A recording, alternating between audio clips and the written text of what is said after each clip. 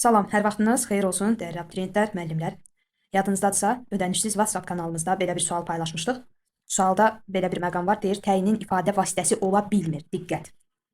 Xüsusən şagirdlər 3-cü bənddə ilişmişdilər və mən də istədim ki, bunu aydınlaşdırım. Yeni din vəsaitlərində bununla bağlı qeyd olmasa da, 2016 ya 17 ilini dəqiq bilmirəm, bu ikisindən biridir. Vəsaitində məslərin təyin olması ilə əlaqəli gözəl bir qeyd var. Biz onu 23 mart 2024-də paylaşmışdıq. Birbaşa sizin üçün oxuyuram. Cümlələr birə-bir dimin öz vəsaitindən götürülüb.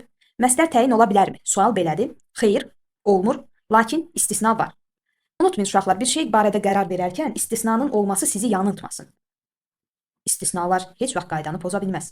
Deməli, dim yazır. Çox təsadüfi hallarda məsdər kimi, təki, tək, bənzətmə qoşmaları ilə işləndikdə təyin ola bilər. Məsələn, vətəni sevmək kimi ali his ola bilməz. Necə bir his? Vətəni sevmək kimi ali his.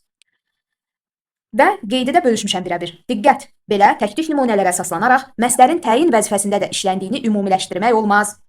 Bu dimin qaydasıdır. Bunu mən demirəm. Özü deyir, siz də nümunəni gördünüz. Yeni vəsaitində də düzdür. Birbaşa bunu ayrıca qeyd kimi paylaşmasa da, təyin ola bilənlərin sırasında məslərə yer verməyibdir özü də. Deməli, mənim artıq bir cavabım hazır. Düzdürmü? İşarələyək. Üzr istəyirəm, səhv yerə işarə qoydum. Məslər cibdə.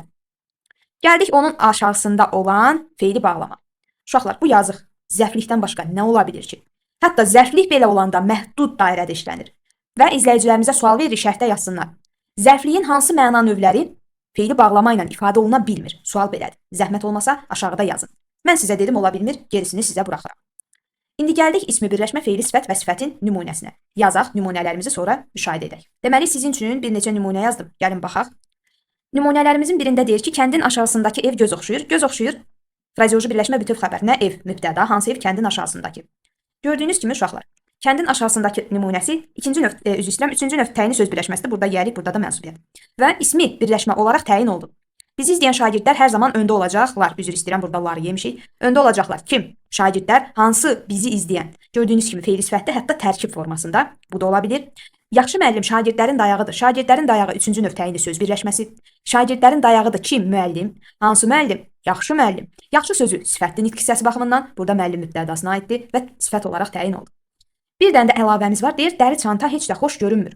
Xoş görünmür. Nə? Çanta. Hansı dəri? Uşaq burada deyir ki, dəri sözü sifətdir. Amma şagirdlərimiz bilməlidir ki, dəri sözü material bildirən isimdir. Nitq hissəsi baxımından sadəcə burada bir növ sifətləşib və təyinə çevrilir. Bunu da unutmayın, əlavəmiz olsun sizin üçün.